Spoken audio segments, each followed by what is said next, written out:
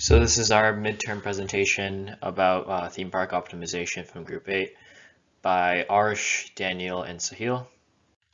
So first is our elevator pitch. Our project embodies the idea of optimizing a theme park so that the overall experience of the park is significantly improved, whether that be from the standpoint of the guest or from those who stand to make a profit from the increased productivity.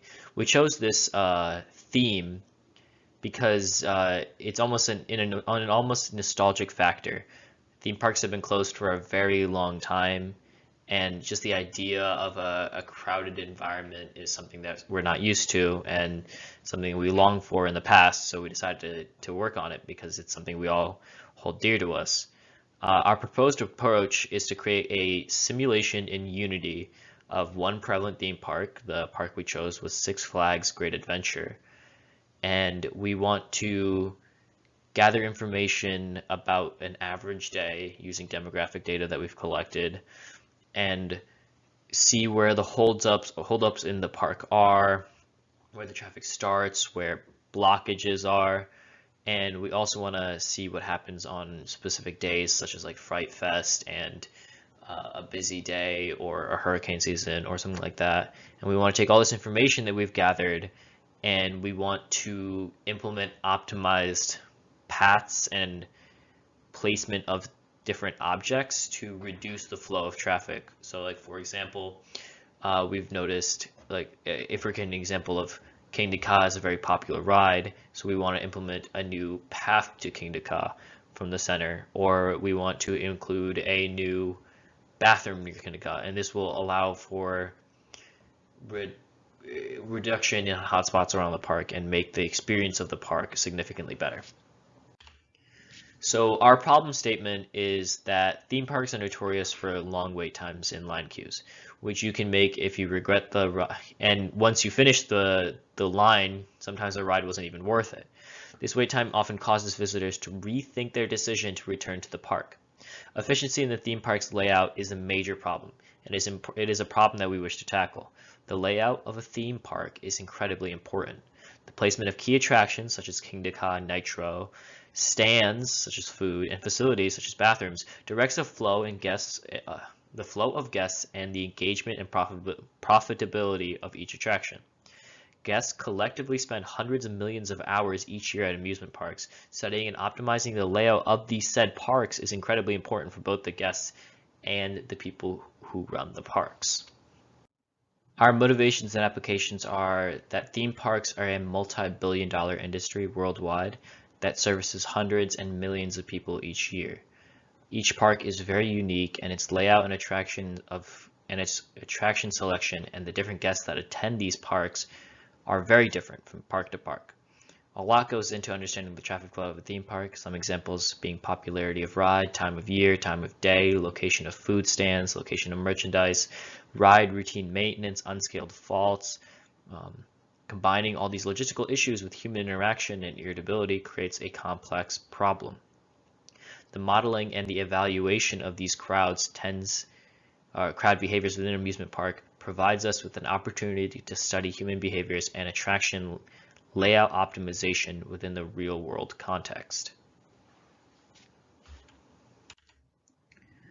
Our main challenges include our main challenges for this project include building a working simulation of the Six Flags Great Adventure. We're doing this in Unity, and we hope to, our goal is to include a life-size model, not life-size, but a scaled model of the entire park with amenities, small rides, food stands, and everything included. Another challenge that we've come across is creating a diverse population that suits the guests that attend this theme park. Finding out information about the general makeup of the average man, the average woman, the average child that enters the park is very difficult because there's a large variety of people that enter these parks. So that's another main challenge that we have seen. Another challenge that we face is running this simulation in multiple scenarios. For example, running a simulation on just a regular basis with a set number of people is very easy, but when we scale and change that to have popular times, like let's say in the middle of April, or emergency scenarios such as someone collapsing, a ride breaking down, or if it's festivals because of like Fright Fest or Thanksgiving festivals, or if it's on a low popularity day, we can see what rides people tend to gravitate towards and what um, becomes of the traffic flow if there's less people at the park. Then we want to use this information that we gather from simulated weeks of time to create optimizations within the park to reduce the traffic in the park. So those are our main challenges that we face when writing this project. So our prior work, simulation for management. The simulation and analysis of visitors in an amusement park can be achieved utilizing various models of crowd simulation and human behavior. Dr. Roland Mikel outlined the first simulations of an amusement park, built to be used by amusement park managers and planners. Utilizing a fixed layout of real parks modeled in AutoCAD and suggesting and surveying real visitors on their opinions on rides and preferences. This model would roughly stimulate crowds to study queue times and customer satisfaction. By analyzing this model, we can understand how simulations of this kind can affect the amusement park industry. The next one we have is problem modeling. Dr. Zhang, instead of trying to model and analyze the routes taken by guests and he delved deeper into the mathematical side of the simulation. To optimize the routes guests can take between the rides, Zhang equated the problem posed by the amusement to the traveling salesman problem. Limitations in prior work. The Miki paper focuses primarily on staff solutions and run simulations for improving management. There's less emphasis on customer satisfaction. So the Miki paper only focuses on the pure profitability of it. We also want to look into how to make the experience more enjoyable for the customers, so the customer is more likely to return to the park. This includes amenities closer to major rides, reducing time in the ride wait time itself, the irritability factors of that. Another prior work is that of Dr. Zhang et al. In this paper, the team tries to analyze and model the overall layout of a theme park, but not for the purposes of a theme park. They do it to model and analyze the traveling salesman problem. For them, it is more of an abstract issue. They use it as a way to figure out the routing problem. Now, while Dr. Milke's team focused on the overall operations and the actual running of a theme park, they did have their own limitations. The Milke paper only focused on the company. They didn't focus so much on the visitors. Specifically, they focused on the operation and management of the park. For instance, if there were to be a ride closure due to maintenance or some other reason, the Milke simulations were more focused on how the management department can move staff around to compensate, how they could affect visitor traffic patterns was more of a secondary issue. The paper did not reference potential applications for improving the customer experience. They listed some potential implementations, but these were just ideas. There was no in-depth analysis of these ideas. On the flip end, as I mentioned before, the Dr. Zhang paper has its own limitations in that they don't give a real-world implementation.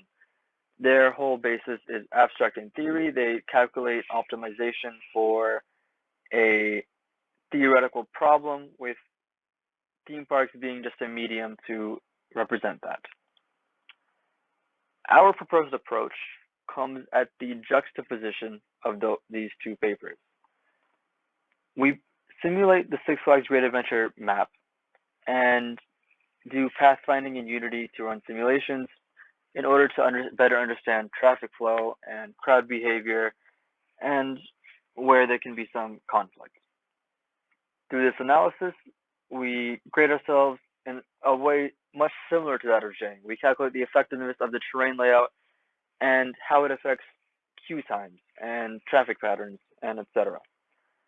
Our proposed simulation does, as stated, implement a fluid dynamic system, which means instead of having a homogeneous day in which X amount of people are spawned in and despawned every hour, we tend to make it more dynamic with potentially school, excuse me, a group of school children coming in. That would change traffic patterns specifically because there is a influx of specific demographic of kids coming in.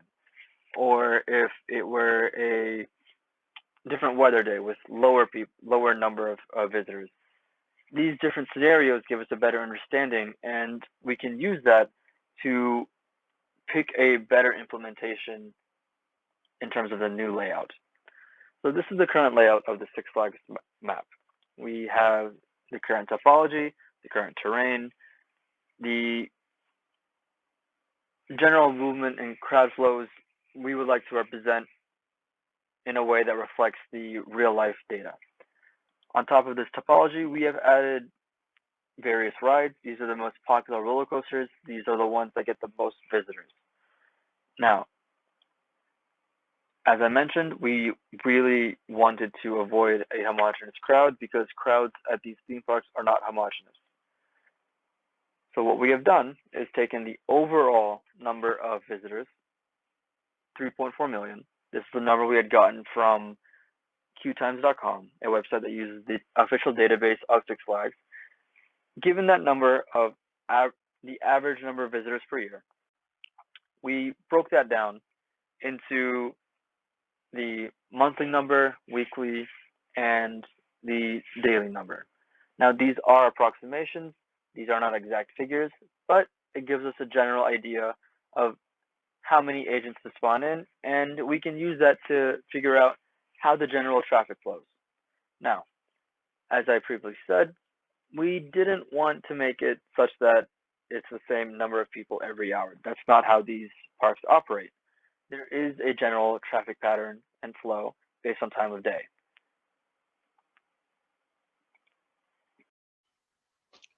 So here we can see the daily traffic patterns that's usually seen in Six Flags Great Adventure. So as the graphs show that there's generally linear growth during the morning as people steadily get in steadily go into the park, and there's not too many people, but the number slowly rises, and then eventually it hits a peak where the amount of people entering the park and exiting the park remains relatively constant. And in the evening, there is a slight dip before a large increase late at night. This increase could be due to a very number of reasons. One of the reasons being the the rise of starting to close down and decrease in capacity, such as roller coasters reducing the number of trains as the day ends. So here we have a chart of the daily traffic pattern, and this is specifically for Wonder Woman. So for Wonder Woman, the average queue time, as shown here, is 48 minutes throughout the day, but it is significantly shorter at the beginning of the day than the end. And we wanted to use this kind of information in our simulation to simulate how the traffic flows throughout the day. Here we have the overall data per hour for our park. So towards the morning, it on average the queues are 35% of the average queue times throughout the day, whereas towards and it reaches the average around the 17th hour or around 5 o'clock in the afternoon, and it remains steady before increasing greatly towards nighttime. And in blue is the amount of people, average amount of people in the park at those corresponding hour times. So for going on to our simulation, in our simulation we implemented our park, and we have agents spawning with each with unique personalities and ride preferences. So using those preferences, they're going from park to park, from ride to ride, and using the heat map, we have identified areas of high traffic. Currently, we only have it so that the numbers are being exported as numbers. So, for instance, here. So here you can see that the uh, player, the agent data being recorded through uh, by the heat map. We were still looking at a way to turn that into a, um, a good visual, but uh, even with just that, we were able to identify areas of high traffic, and it corresponded with the actual simulations, and it showed that, and the numbers in hotspot distances is much greater than other areas. So the next step is, um, now that we have a map that actually depicts Six Flags, and, and we we've started to familiar ourselves with simulating the faults of the park. We want to emulate different methods of reducing traffic around the park, new paths, new bathrooms, change in layout, and implement the most effective methods to increase the flow and increase efficiency. We also have to uh, convert our raw map data into heat map data into a visual that can be displayed clearly. In conclusion, our project uses a myriad of different methods that Six Flags can optimize their theme park for the coming boom in theme park attendance. This will allow for more spacing between guests and allow for a smoother experience.